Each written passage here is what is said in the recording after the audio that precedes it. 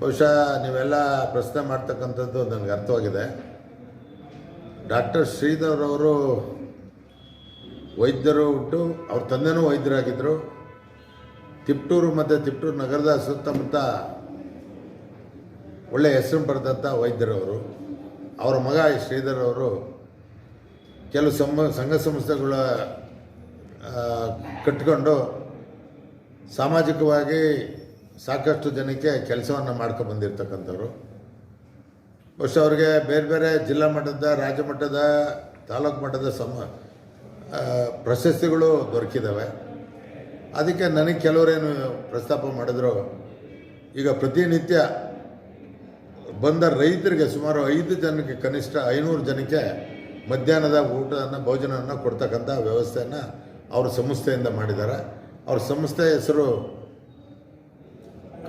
ಕಲಾಕೃತಿ ಇರ್ತಕ್ಕಂಥ ಒಂದು ಸಂಸ್ಥೆ ಮಾಡ್ಕೊಂಡು ಅದ್ರ ಮುಖಾಂತರ ಸಮಾಜ ಸೇವೆ ಮಾಡ್ತಕ್ಕಂಥದ್ದು. ಮತ್ತು ವೈದ್ಯ ವೃತ್ತಿಯಲ್ಲಿ ಬೇರೆ ವೈದ್ಯರುಗಳನ್ನು ಜೊತೆ ಇಟ್ಕೊಂಡು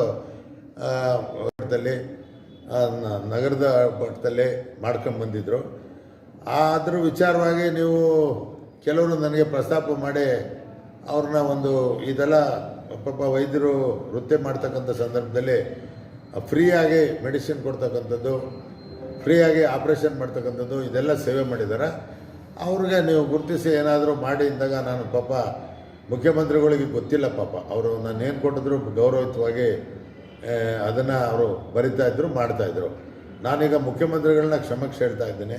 ಯಾಕೆಂದರೆ ಅವರು ನನಗೆ ಗೊತ್ತಿಲ್ಲ, ಅವರು RSS ಇವರು ಕಟ್ಟಾಳು ಅಂತ ಬೇರೆ ಆ ಶಶಿಧರನ್ನು ಸೇರಿಸಿ ಇದು ಮಾಡಿದ್ದಾನೆ. ಪಾಪ ಅವನಿಗೆ ಗೊತ್ತಿಲ್ಲ.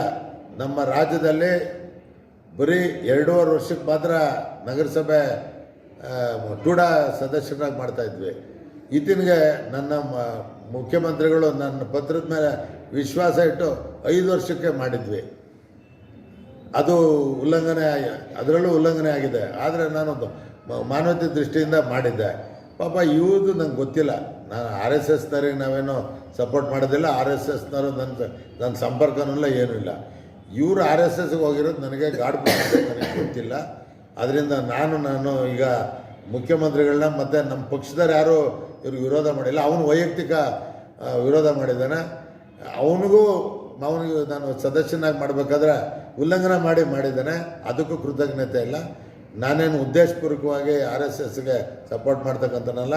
ನಾನು ಕಾಂಗ್ರೆಸ್ನಿಂದನೇ ಬೆಳೆದು ಬಂದಿರತಕ್ಕಂಥನು, ಕಾಂಗ್ರೆಸ್ನೇ ಎಲ್ಲ ಅಧಿಕಾರವನ್ನು ಪಡೆದಿರ್ತಕ್ಕಂಥನು. ನಾನು ಸೋದರೂ ಸಹ ಕಾಂಗ್ರೆಸ್ಸಲ್ಲೇ ಸೋತಿದ್ದೀನಿ, ಗೆದ್ದಾಗಲೂ ಕಾಂಗ್ರೆಸ್ನಲ್ಲೇ ಗೆದ್ದಿದ್ದೀನಿ. ಮುಖ್ಯಮಂತ್ರಿಗಳಿಗೆ ನನ್ನಿಂದ ಸ್ವಲ್ಪ ಮುಜುಗರ ಆಗಿರ್ಬೋದು. ಅದಕ್ಕೆ ನಾನು ನಿನ್ನೆನೇ ಹೇಳ್ಬಿಡಿ, ಅದು ಗೊತ್ತಿರಲಿಲ್ಲ. ಗೊತ್ತಾಯ್ತಲ್ಲ ಅವ್ರು RSS ಅಂತ. ಗೊತ್ತಾದ ನಂತರ ನಾನು ಅಧಿಕಾರಿಗಳಿಗೆ ಹೇಳಿ ಅದನ್ನು ವಿತ್ಡ್ರಾ ಮಾಡಿದ್ದೇವೆ. ಯಾವುದೇ ಕಾರಣದಿಂದ ನನ್ನ ಕಾರ್ಯಕರ್ತರಾಗಲಿ ಅಥವಾ ನಾನಾಗಲಿ ಅವ್ರಿಗೆ ಸಪೋರ್ಟ್ ಮಾಡ್ತಕ್ಕಂಥ ಉದ್ದೇಶದಿಂದ ನಾವು ಮಾಡಲಿಲ್ಲ. ಸಮಾಜ ಸೇವೆ ಮಾಡ್ತಕ್ಕಂಥ ವ್ಯಕ್ತಿ ಅವನಿಗೇನಾದರೂ ಇದನ್ನೊಂದು ಸಹಾಯ ಮಾಡಿದ್ದಕ್ಕೆ ಮಾಡಿದ್ದೆ. ಅದು ತಪ್ಪಾಗಿದೆ ಅಂತ ಭಾವಿಸಿ ನಾನು ಅದನ್ನು ವಾಪಸ್ ಪಡ್ತಿದ್ದೇನೆ. ನಾನು ಮುಖ್ಯಮಂತ್ರಿಗಳಿಗೆ ಕ್ಷಮೆ ಕೇಳ್ತಾ ಇದ್ದೇನೆ. ಮತ್ತು ನನ್ನ ತಾಲೂಕಿನ ಕಾರ್ಯಕರ್ತರು ಯಾರೂ ಆ ಥರ ವಿರೋಧ ಮಾಡಿಲ್ಲ. ಎಲ್ಲರೂ ಅವ್ರ ಹತ್ರ ಕೆಲಸ ಮಾಡಿಸ್ಕೊಂತಿರ್ತಾರೆ. ಏನೋ ಚೆನ್ನಾಗಿದ್ದಾರೆ ಅನ್ನೋ ದೃಷ್ಟಿನಲ್ಲಿ ಮಾಡಿದ್ದೆ. ಮತ್ತೊಮ್ಮೆ ಮುಖ್ಯಮಂತ್ರಿಗಳಿಗೆ ನಾನು ವೈಯಕ್ತಿಕವಾಗಿ ಹೋಗಿ ಅವ್ರಿಗೆ ಕ್ಷಮೆ ಯಾಚಿಸ್ತೀನಿ ಅಂತಕ್ಕಂಥ ಮಾತನ್ನು ಈ ಸಂದರ್ಭದಲ್ಲಿ ಹೇಳ್ತೇನೆ. ಸರಿ ಸರ್, ಅದಕ್ಕೆ ನಿಮ್ಮ ಅಭಿಪ್ರಾಯ ಏನು ಸರ್? ಅದು ರಾಜ್ಯ ಮಟ್ಟದಲ್ಲಿ ತೀರ್ಮಾನ ತಗೋತಾರಲ್ಲ, ಅದಕ್ಕೆ ನಮ್ಮ ಸಮ್ಮತಿ ಇದೆ.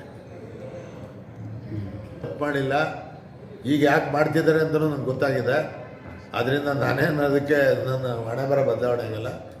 ಇರಲಿ ಪಾಪ, ಅನ್ನೋ ಯಾವುದೋ ಊರಿಂದ ಬಂದು ನನಗೆ ನಾನು ಸಹಕಾರ ನೀಡಿ ಬೆಳೆಸಿದ್ವಿ.